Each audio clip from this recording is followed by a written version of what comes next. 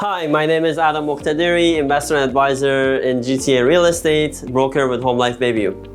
Today I want to talk to you about how the Ukraine war is impacting prices in the GTA. And I know it's a very random connection, but it's very interconnected, as I will explain. So going back to the COVID years, housing prices shot up like to the moon. And the main reasons behind that was ultra low interest rates, all the stimulus and money printing that the Bank of Canada and the government Canada did during the COVID years.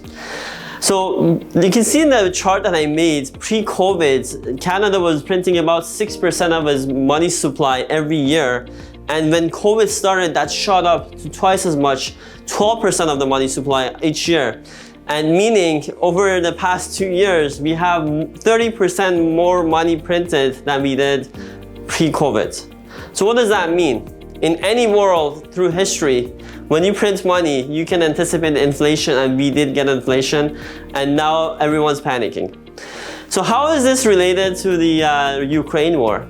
The reason it's related is because prior to the Ukraine war, Bank of Canada needed to start raising rates to combat inflation, but now because of the Ukraine war, they need to be a lot more aggressive than they did before, and I will explain why. Now that the war has started between Russia and Ukraine, the supply chain was messed up already because of COVID, but now it's a lot more messed up and almost destroyed in many areas of the world. And with the sanctions against Russia, Western countries are almost self-sanctioning themselves, because countries like China and South America and Middle East, they're buying cheap commodities from Russia. But countries like Canada, US, and Europe, they have to buy expensive commodities elsewhere. Again, all of this means less efficiency in the system, and by nature, that's inflationary. And because of this, now the Bank of Canada needs to balance supply and demand.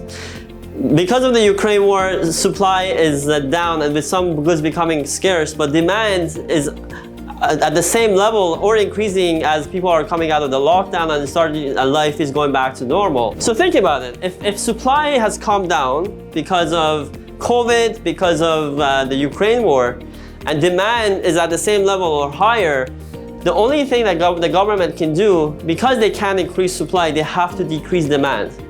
What's the only way to decrease demand? That's right, you need to raise interest rates.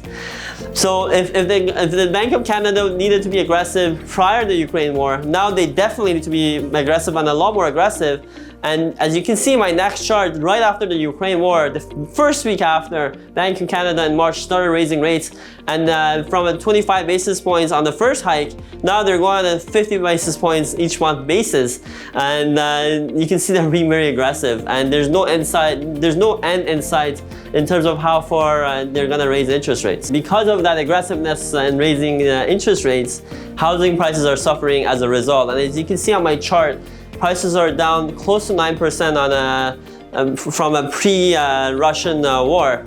So what does that mean if you're a buyer? You know, prices are starting to look attractive again compared to a few months ago. There's a lot more inventory to choose from. So this is a pretty good time to start looking in the market to see what kind of deal you can find. That's all I wanted to talk about in this video. And if you like my video, please subscribe to my YouTube channel at Better Call Adam, or follow me on Instagram at Better Call Adam. I hope you enjoyed the video, and thank you for watching.